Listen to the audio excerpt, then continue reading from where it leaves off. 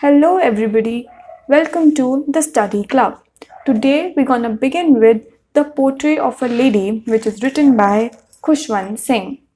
So, some of the difficult words found in this chapter are mantelpiece, hobbled, stoop, lewd association, frivolous rebuke, and peaceful pallor.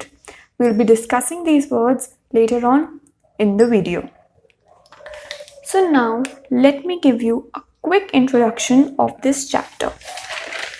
In this chapter, we study the relationship and the bond shared by Khushwant Singh and his grandmother. So basically, excuse me.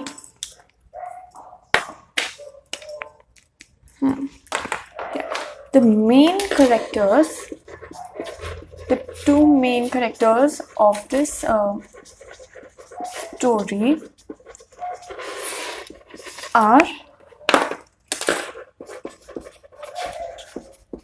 Khushwant Singh, who is also the narrator and the writer of the story, and his grandmother. So this story, The Portrait of a Lady, is totally based on these two characters. So इस story के main characters कौन से हैं? खुशवंत सिंह और उनकी grandmother. जो खुशवंत सिंह है वो इस स्टोरी के नरेटर भी हैं एंड राइटर भी हैं. इस स्टोरी में जो खुशवंत सिंह है वो क्या डिस्क्राइब करते हैं कि उनके और उनकी ग्रैंडमदर के कौन से चाइल्डहुड इंसिडेंट्स थे, उनका बॉन्ड कैसा था, उनकी रिलेशनशिप कैसी थी. He pens down all the different phases of his life he shared with his grandmother. इस स्टोरी के अंदर वो सारे इंसिडेंट्स मेंशन करते हैं जो उन्होंने उनके अपने ग्रैंडमदर के साथ बिताए थे. Also he tells or explains how modernization and success changed their bond or have affected the bond of Khushwant Singh and his grandmother. ये बहुत important है एंड ये आ भी सकता है, आप इसे अपने आंसर्स में भी यूज़ कर सकते हैं कि मॉडर्नाइजेशन एंड सक्सेस ने ग्रैंडमदर और खुशवंत सिंह के रिलेशनशिप को चेंज कर दिया. Now let's come to the summary of this chapter, the detailed summary of this chapter. So the chapter Portrait of a Lady is the story of the author and his grandson Khushwant Singh, and his grandmother. So this story is all about, जो आपको मैंने बताया कि story में किसके बारे में है, खुशवंत सिंह और उनकी ग्रैंडमदर के बारे में है. कि स्टोरी स्टार्ट कैसे होती है. The story begins explaining the old wrinkled face of his grandmother. Again ये बहुत ज़्यादा इम्पॉर्टेंट है कि जो ग्रैंडमदर का फेस था वो कैसा था. ओल्ड रिंकल्ड फेस था, जैसे हमारी नानीज दादीज का होता है ओल्ड रिंकल्ड फेस, वैसा ही ग्रैंडमदर का फेस हुआ करता था. और उनका कैसा बॉडी पोस्चर था? स्टूप बॉडी पोस्चर था. Stoop body posture means the bend body posture. जैसे हमने देखा होगा यूजली जो बूढ़े लोग होते हैं वो कैसे होते हैं, वो बेंड होके चलते हैं, वो झुक के चलते हैं. जब वो झुक के चलते हैं वो उनको हेल्प करता है हॉबल में. हॉबल मतलब moving slowly. It means grandmother had a stoop body posture that helped her in taking mini foot steps. So इधर से हमने दो वर्ड मीनिंग्स कवर कर लिए, स्टूप एंड हॉबल्ड. ओके. अब इस स्टोरी में जो खुशवंत सिंह है, जो नरेटर भी हैं, जो राइटर भी हैं, और किसके बारे में बताते हैं? अपने ग्रैंडफादर के बारे में. किसके बारे में बताते हैं? अपने ग्रैंडफादर के बारे में. वो क्या कहते हैं? वो कहते हैं कि जो उनके ग्रैंडफादर थे उन्होंने क्या देखा हुआ था? पोर्ट्रेट देखा हुआ था. क्या देखा हुआ था? पोर्ट्रेट देखा था. Excuse me for my drawing. उन्होंने कहाँ देखा था? उन्होंने उनका पोर्ट्रेट देखा हुआ था. कहाँ देखा था? मैंटल पीस के ऊपर. Mantel piece means shelf above a fireplace. इसका मतलब कि जहाँ पे जैसे हमने देखा होगा यूजली टीवीज में देखते थे, कार्टून्स में देखते थे कि ड्राइंग रूम में या लिविंग एरियाज में एक एरिया होता था जहाँ पे फायर होती थी, तो उधर उसके ऊपर एक शेल्फ थी जिसके ऊपर ग्रैंडफादर का पोर्ट्रेट था. So over here we covered one more word meaning, mantel piece. और अब वो अपने ग्रैंडफादर के बारे में बताते हैं. वो बताते हैं कि जो उनके ग्रैंडफादर थे वो क्या करते थे. Used to wear a turban and had white long beard covering his chest. कि उन्होंने क्या पहना हुआ था, उन्होंने टर्बन पहना हुआ था और उनकी वाइट लॉन्ग बियर्ड थी जो क्या कवर करती थी, उनकी पूरी चेस्ट को कवर करती थी. अब जैसे जैसे स्टोरी आगे बढ़ती है तो अब स्टोरी में नेक्स्ट फेज शुरू होता है जब खुशवंत सिंह जो नरेटर हैं वो क्या किसके बारे में बताते हैं, अपने चाइल्डहुड इंसिडेंट्स शेयर करते हैं. क्या शेयर करते हैं, childhood incidents. Author says that he had a good relationship with his grandmother. Author बताते हैं कि उनका रिलेशनशिप बहुत अच्छा था उनकी ग्रैंडमदर के साथ. She used to wake him up and get him ready for school. वो उनको क्या करती थी, रोज सुबह उठाती थी और उनको स्कूल के लिए तैयार करती थी. She used to pack things required by him in the school.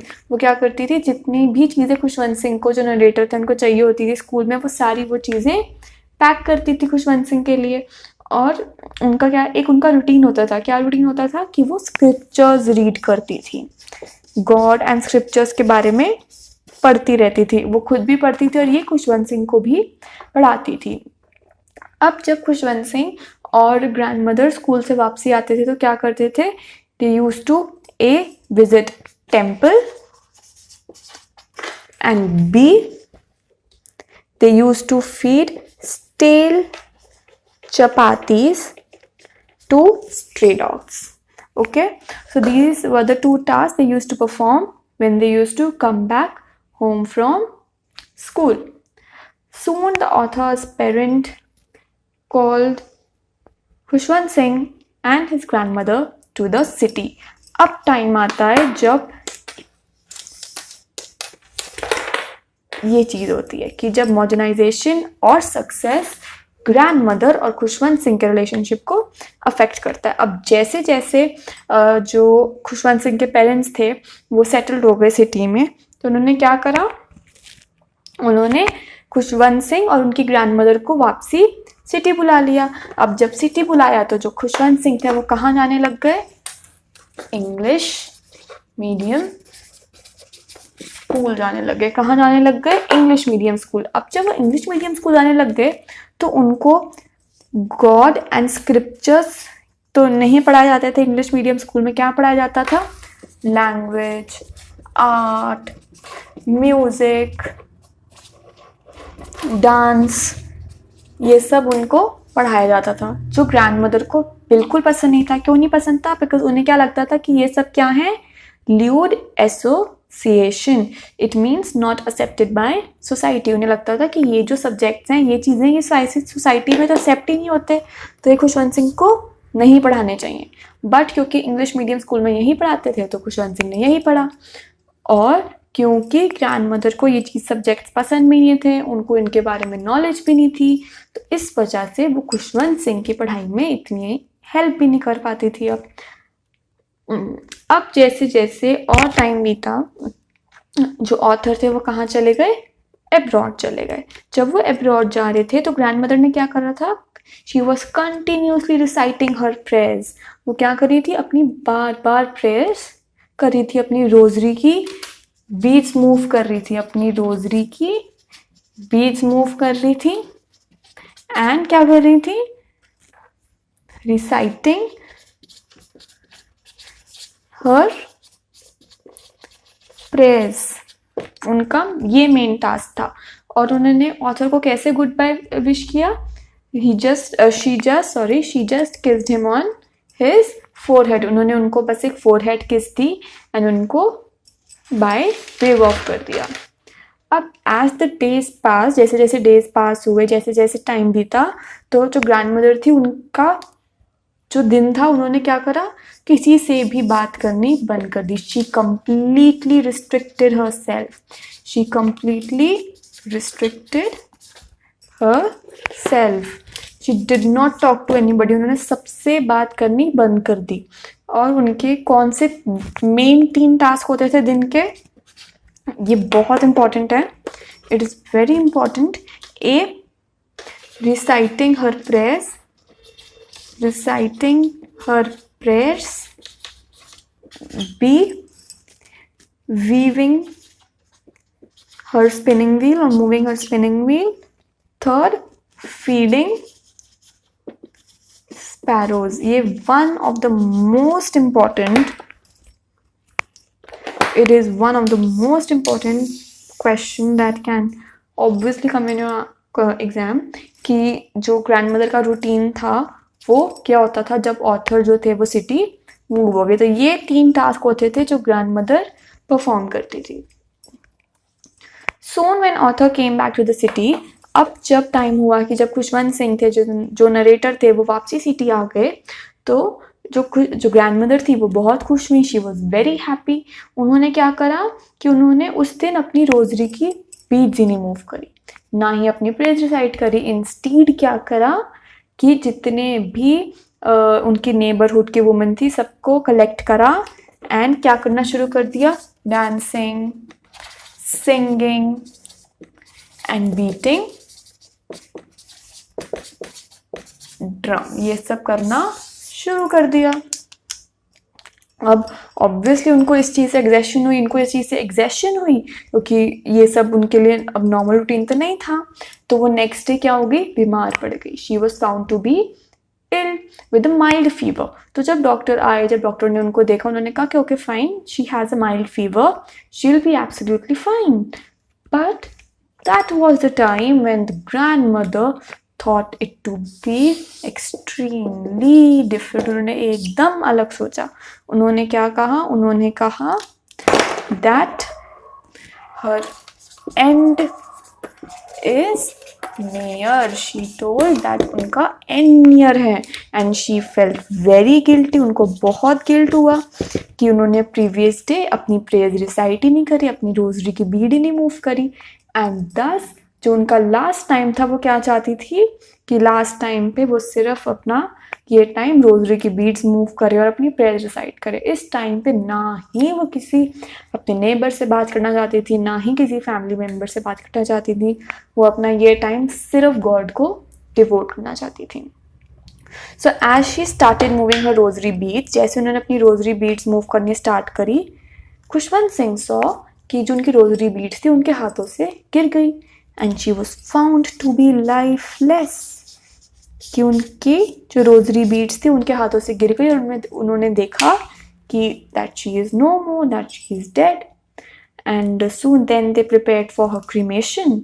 And जितने भी स्पैरोज जिनको ग्रैंडमदर फीड करती थी वो सारे उनके आसपास आके बैठ गए। They surrounded her and paid a frivolous rebuke. Frivolous rebuke मतलब silent disagreement to the truth. ये ट्रूथ था, ये उनको एक्सेप्ट तो करना ही था, बट कहीं ना कहीं उन्होंने इसको डिसएग्री करा। बट ओके फाइन, ये हो चुका था और अब इसमें स्पैरोज भी कुछ नहीं कर सकते थे। And peaceful pallor means paleness. It mean जैसे ग्रैंडमदर की बॉडी एकदम पेल हो गई थी जैसे ही वो लाइफलेस हुई। जो स्पैरोज थे वो क्या हुआ, they gave a frivolous rebuke around the peaceful pallor. Peaceful pallor means paleness or pale body of Khushwant Singh's grandmother. So this was all about the Portrait of a Lady, which is written by Khushwant Singh. So here I would like to wrap this chapter. अब next video में मैं इस chapter के question answers लेके आऊँगी जो हम discuss करेंगे, एंड इम्पॉर्टेंट जो करेक्टर्स हमने करने उनके करेक्टर स्केच के बारे में पढ़ेंगे। और टिल देन आप इस चैप्टर को एक बार NCERT से रीड करना। एंड अगर कोई भी डाउट आता है प्लीज़ मुझे कमेंट सेक्शन में बताना, और मैं अपना इंस्टाग्राम अकाउंट नीचे लिंक करूँगी, आप उस पर जाके मुझे वहाँ पे फॉलो करें, वहाँ पे अपने डाउट्स लेके आएँ एंड मैं उसको जितनी जल्दी हो सकेगा उतनी जल्दी क्लियर करूँगी। Till then goodbye, thank you.